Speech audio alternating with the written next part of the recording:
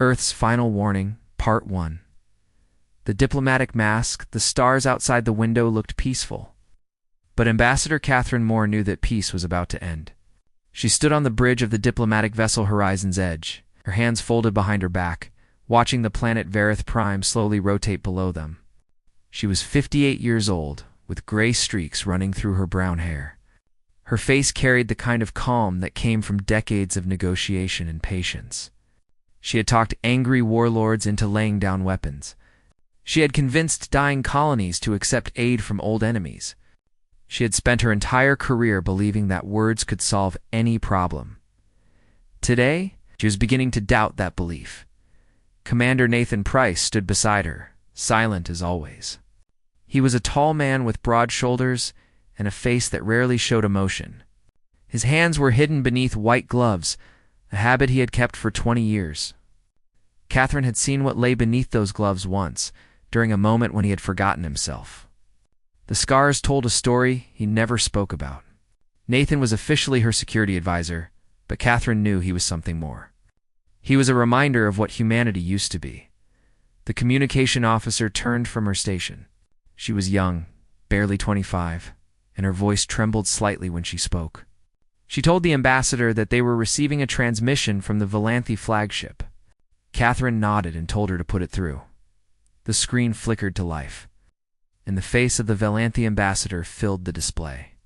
His name was Torith Vex, and he was considered one of the most aggressive diplomats in the Dominion. He had 4 eyes arranged in a diamond pattern on his flat gray face. His mouth was a horizontal slit, filled with small, sharp teeth. When he spoke, his voice carried the confidence of someone who had never been told no. Torith Vex wasted no time with greetings. He informed Catherine that the Valanthi Dominion had claimed the human colony on Meridian for his territory of the Dominion. He said that the colonists had been given the opportunity to surrender peacefully. He paused, and something that might have been a smile crossed his alien features. He told her that they had refused. Catherine felt Nathan shift beside her. She kept her own expression perfectly neutral. She asked Torith Vex to clarify what he meant by that statement. The Valanthi ambassador leaned back in his chair. He explained that Meridian 4 had been cleansed. He used that word specifically, cleansed, as if 800,000 human lives were nothing more than dirt to be washed away. He told Catherine that the Dominion's expansion required resources, and humanity had been foolish enough to build a colony in space that the Dominion wanted. He suggested that Earth should consider this a lesson in galactic politics. The bridge fell completely silent. Catherine could hear her own heartbeat in her ears. 800,000 people. Families, children, scientists and farmers and teachers and artists, all of them gone in nuclear fire because a species she had never even heard of 5 years ago decided they wanted a planet. She took a slow breath. When she spoke, her voice was still calm. She asked Torith Vex if the Valanthi Dominion understood what they had just done. The ambassador made a sound that Catherine assumed was laughter. He told her that the Dominion understood perfectly. He said that humanity was known throughout the galaxy as the polite species, the helpful species, the species that sent aid to struggling colonies and negotiated peace treaties between warring factions. He said that the Dominion had studied humanity for years, and they had concluded that humans were incapable of real aggression. He told Catherine that her species had evolved beyond violence, and that made them perfect targets. Catherine let him finish. She let the silence stretch for several seconds after he stopped speaking. Then she smiled. It was not the warm diplomatic smile she had used in 1,000 negotiations. It was something older, something that came from a place deep inside her that she had spent decades learning to control. Nathan Price recognized that smile. He had seen it in old photographs, on the faces of generals standing in the ruins of conquered cities. Catherine told Torith Vex that Earth would respond to this action within 72 standard hours. She suggested, in the most polite terms possible, that the Valanthi Dominion use that time to reconsider its position. She explained that humanity valued peace very highly, that they had worked very hard to become the species the galaxy knew today. She said that the Dominion should think carefully about whether they wanted to see what humanity had been before they learned to be peaceful. Torith Bex laughed again. He told Catherine that threats from humans meant nothing. He said that the Dominion had conquered 12 species in the past century, and each one had made threats before they fell. He promised that Earth would be no different. Then he cut the transmission. The screen went dark. Catherine stood motionless for a long moment, staring at the place where the Valenthi ambassador's face had been. Around her, the bridge crew sat in stunned silence. Some of them were crying. Others looked angry. A few looked scared. Nathan Price finally spoke. His voice was low and rough, like stones grinding together. He asked Catherine if they were done pretending now. Catherine turned to face him. The smile was gone from her face, replaced by something harder. She told him not yet. She said that they still had 72 hours to give the Dominion a chance to apologize. She explained that humanity had rules about these things. Procedures that had been put in place centuries ago to prevent exactly this situation. She said that they would follow those procedures to the letter. Nathan asked what would happen if the Dominion did not apologize. Catherine walked to the window and looked out at the stars. Somewhere out there, in a direction she could not see from this position, was a field of debris that had once been a thriving colony. 800,000 souls crying out for justice.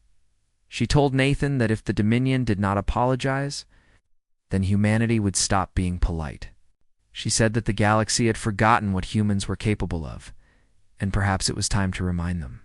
She turned back to face her crew, and her eyes were cold. She ordered the communication officer to send a message to Earth on the priority military channel. She told her to inform the Council that Protocol 17 was now active. She said that humanity had received an act of war, and humanity would respond accordingly. The message went out at faster than light speeds, racing toward a planet that had spent 8 centuries teaching itself to be kind.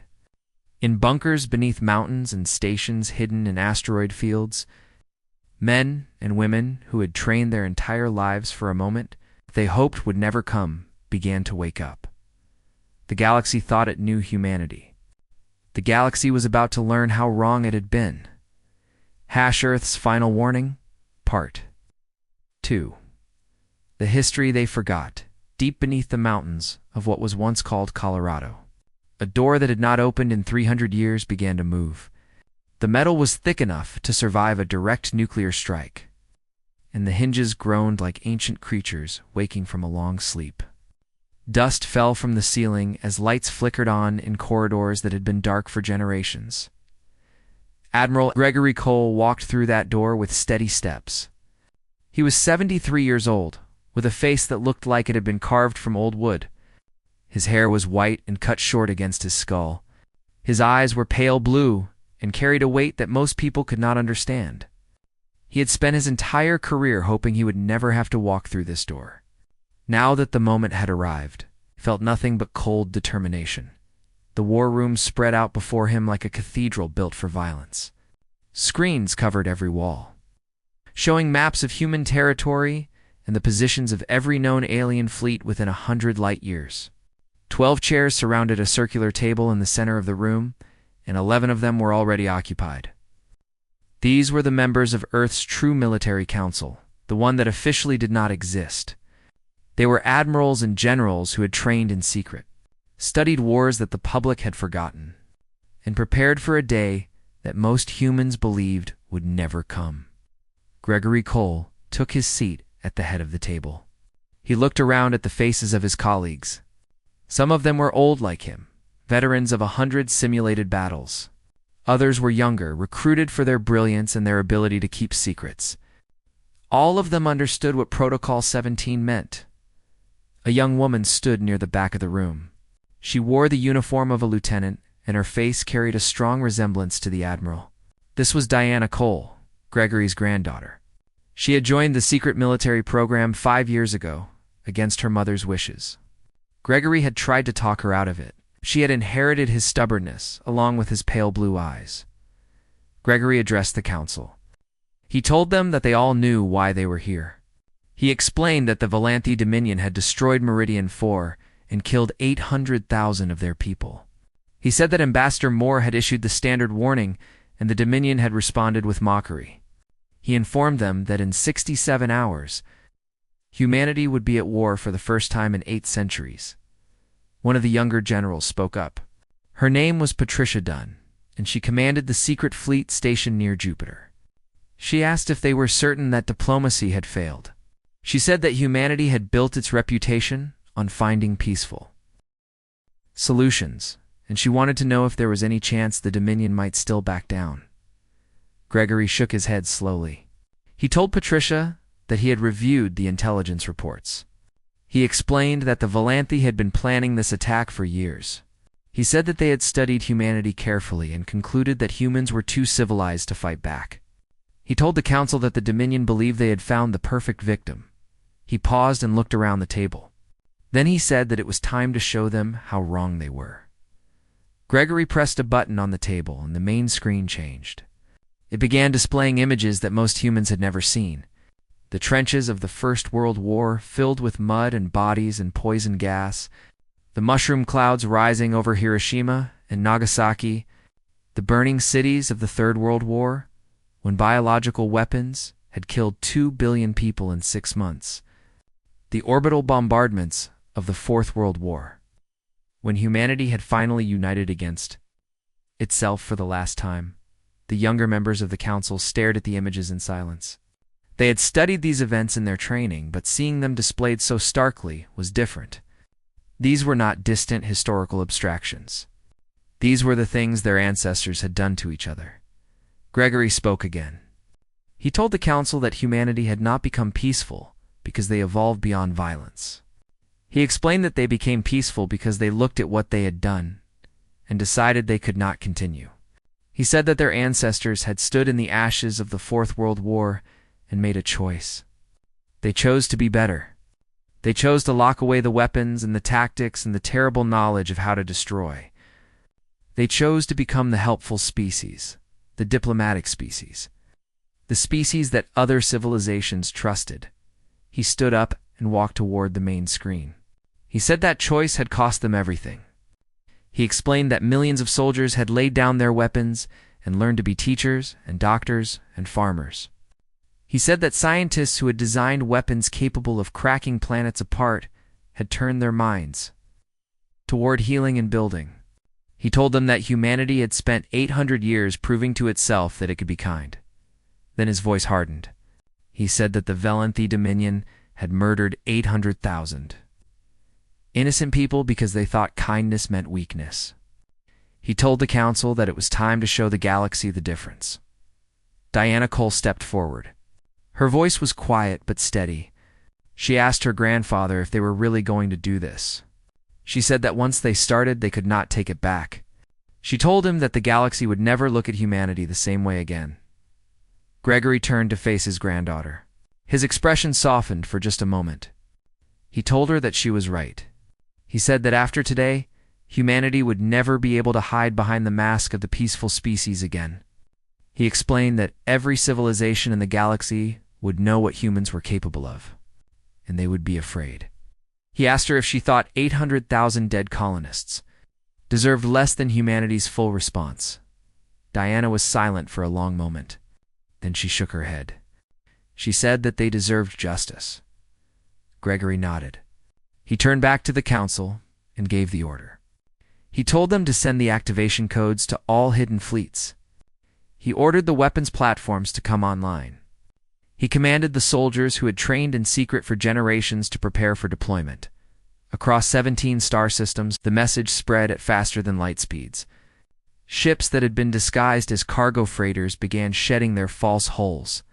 Research stations that had pretended to study asteroids revealed the missile batteries hidden in their cores. Mining platforms that had appeared harmless for centuries powered up weapons that could glass entire continents. Humanity had spent 800 years learning to be gentle. Now they would spend 8 hours reminding the galaxy why they had needed to learn it in the first place.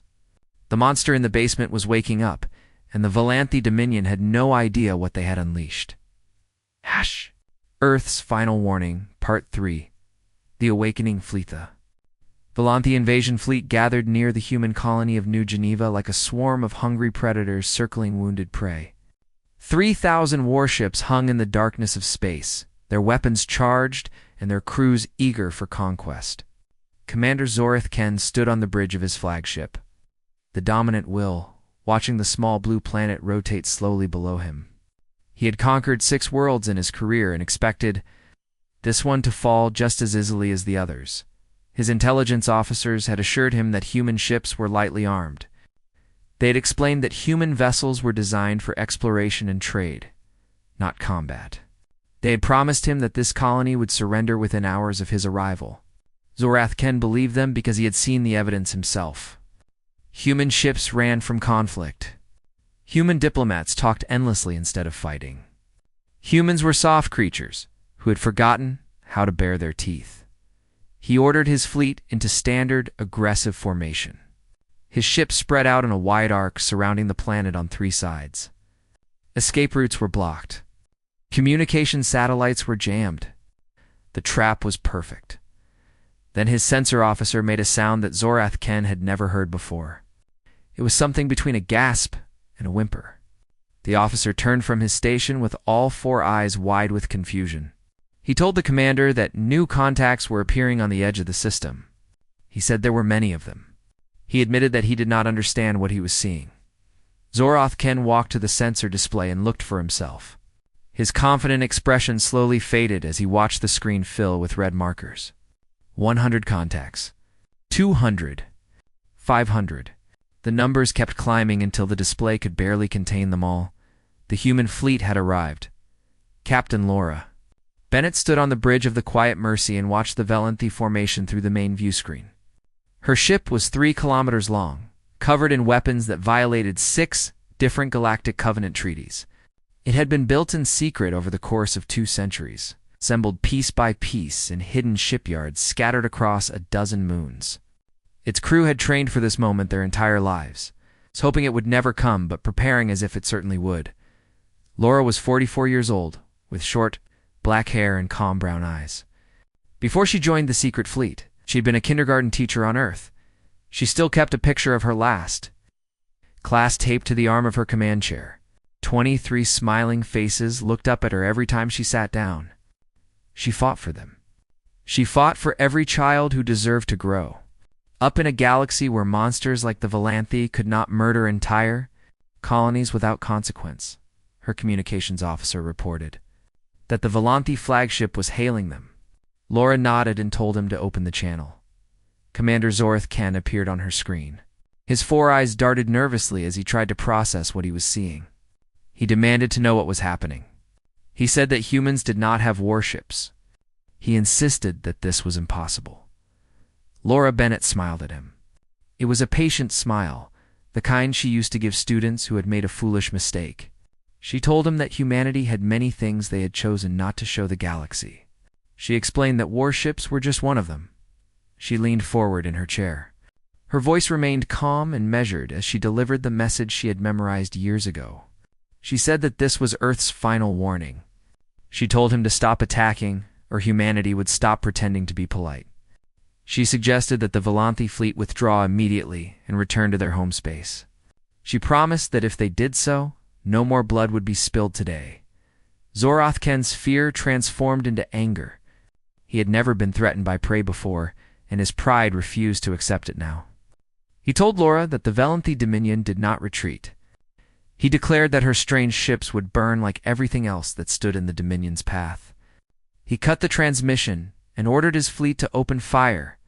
The first Valanthi missiles streaked toward the human formation. Laura Bennett watched them come without flinching. She waited until they were halfway across the gap between the 2 fleets. Then she gave a single quiet order. She told her weapons. Officer, to show them the conscience. The main weapon of the Quiet Mercy had been designed by scientists who understood that sometimes kindness required terrible tools. It was called the Conscience because its creators believed that anyone who used it should feel the weight of that choice forever. The weapon worked by folding space itself into a cutting edge sharper than any physical blade could ever be. The first shot lanced across the void in complete silence. It struck the nearest Valanthi carrier and passed through it without slowing. For a moment, nothing seemed to happen. Then the carrier split in half along a perfectly straight line. both pieces drifting apart as atmosphere and bodies spilled into space. Laura Bennett fired again, and again. Each shot found its target with perfect precision. Carriers broke apart. Destroyers crumpled like paper. Cruisers vanished in flashes of light as their reactors lost containment around her. The rest of the human fleet joined the attack. Weapons that had been hidden for centuries spoke for the first time. Missiles that could think for themselves hunted down fleeing ships. Energy beams cut through Volanthi armor like it was made of cloth. Gravity weapons crushed entire squadrons into balls of compressed metal. The battle lasted 11 minutes. When it was over, 200 Volanthi ships had been reduced to expanding clouds of debris. The rest of the invasion fleet had scattered, fleeing in every direction their engines could carry them. Commander Zorith Ken sat frozen on his bridge, staring at the destruction with all four eyes empty of hope. Laura Bennett opened a channel to the surviving ships. Her voice was soft, almost gentle, like a teacher explaining a difficult lesson to struggling students. She told them that humanity had been polite for 8 centuries because they remembered what happened when they were not. She said that they had locked away their weapons and their warriors because they wanted to be better than their history. She explained that the Volanthi Dominion had forced them to remember who they used to be. She asked if the Dominion would like humanity to continue demonstrating, or if they would prefer to discuss terms of surrender. Commander Zorith Ken did not respond. His flagship turned and fled at maximum speed, leaving behind the wreckage of his once mighty fleet. Laura Bennett leaned back in her chair and looked at the picture of her kindergarten class. 23 smiling faces. She had done this for them. She had become a monster so they could remain innocent. She hoped they would forgive her someday. Earth's Final Warning, Part 4. The blood price the Volanthi Dominion did not surrender. Their ruling council sat safely on their home world, far from the burning wreckage of their invasion fleet, and they refused to accept what had happened. They told themselves that the defeat at New Geneva was a mistake. They convinced themselves that humanity had simply gotten lucky. They declared to the galaxy that Earth had committed acts of unprovoked aggression and called upon their allies for support. 3 other species answered that call. The Korath Empire had been planning to attack human mining colonies for years. The Vessan Confederacy wanted human technology and saw this as their chance to take it. The Dreth Collective simply enjoyed war and never missed an opportunity to spill blood. Together with the Volanthi, they formed a coalition of 4 aggressive powers united against a single enemy. They believed that numbers would win. They believed that humanity could not fight a war on multiple fronts. They believed wrong. Sergeant Marcus Webb stood in the cargo bay of a troop transport ship, checking his weapon for the 15th time. He was 36 years old, with a shaved head and quiet eyes that had seen too much simulated. Death to be surprised by the real thing. In his spare time, he wrote poetry. He sent letters to his husband Daniel back on Earth every night before he slept. He kept a small photograph in his chest pocket, right over his heart. Showing the 2 of them on their wedding day, Marcus had never wanted to be a soldier. He had trained for it because someone had to, but he had always hoped the training would never be needed. Now he stood in the bay with 47 other members of the 47th Orbital Infantry, waiting to drop onto a moon called Korath Station. The Volanthi had built a forward base there, and command wanted it gone. Lieutenant Diana Cole walked down the line of soldiers, checking equipment and offering words of encouragement. She stopped in front of Marcus and asked if he was ready. Marcus told her that he was as ready as anyone could be for something like this. Diana nodded and moved on. She understood what he meant. The transport ship shuddered as it entered the atmosphere of Korath Station. Warning lights flashed red. A voice over the intercom announced that they were 30 seconds from drop. Marcus felt his stomach tighten. He had done this 1,000 times in simulation. But simulation never included the knowledge that the next few minutes might be his last. The bay doors opened, and Marcus saw the surface of the moon rushing up toward them. Smoke rose from distant explosions where the fleet was softening up enemy positions. The sky was the color of rust. Diana Cole shouted the order to jump. Marcus stepped off the edge and fell. The armored drop pod wrapped around him like a metal cocoon. Wind screamed past the outer shell as he plummeted toward the ground at terminal velocity. His suit display showed his altitude dropping rapidly. 2,000 meters. 1,000. 500. At 200 meters, the retro rockets fired and slowed his descent. Just enough to keep the impact from killing him, he hit the ground hard enough to crack the stone beneath his feet. The pod fell away, and he raised his weapon in one smooth motion. Around him, the rest of the 47th were landing in a scattered pattern across the battlefield. Dust and smoke filled the air. The sound of gunfire echoed from every direction. The Velanthi defenders had never seen anything like orbital infantry. They were used to enemies who landed in ships and disembarked slowly. They were not prepared for soldiers who fell from the sky like angry meteors and started fighting before the dust settled. Marcus moved forward with his squad. They advanced through the outer defenses in tight formation, covering each other as they pushed toward the main compound. Velanthi soldiers tried to stop them. They failed. Human weapons were better. Human armor was stronger. Human training was more thorough, but the real difference was something that could not be measured in technology or tactics. The real difference was that every human soldier on that moon understood exactly why they were fighting. They had seen the images from Meridian 4. They had watched the footage of 800,000 people dying in nuclear fire. They carried that knowledge with them into battle, and it made them unstoppable. The fighting lasted for hours. Marcus lost count of how many enemies he killed. He lost count of how many times he almost died. He lost count of everything except the mission and the soldiers beside him. When it was over, he stood in the ruins of the Velanthi command center. The walls were scorched black. Bodies lay scattered across the floor. The smell of smoke and death hung heavy in the air. Marcus felt nothing. He had gone somewhere deep inside himself, where feelings could not reach. A place that human soldiers had discovered thousands of years ago. When they first learned to kill, a sound caught his attention. He turned and saw a Velanthi soldier lying against the far wall. The alien was badly wounded. 3 of its 4 eyes had been destroyed, and pale blood leaked from a dozen wounds. It was dying, but not yet dead. Marcus walked toward it slowly. He kept his weapon raised, ready for a trick. The Velanthi soldier looked up at him with its one remaining eye. It tried to speak, but only managed a wet coughing sound. Then it found its voice. The soldier asked Marcus what humans were. It said that its people had studied humanity for years. It explained that they had believed humans were weak, peaceful, unable to fight. It wanted to know how they had been so wrong. Marcus considered the question for a long moment. He thought about Daniel waiting for him back on Earth. He thought about the poetry he wrote and the garden. They were planning to build together. He thought about all the gentle things that made his life worth living. Then he answered. He told the Velanthi soldier that humans were the species that learned to be gentle. He explained that it took them a very long time. He said that they fought thousands of wars against each other before they finally understood the cost of violence.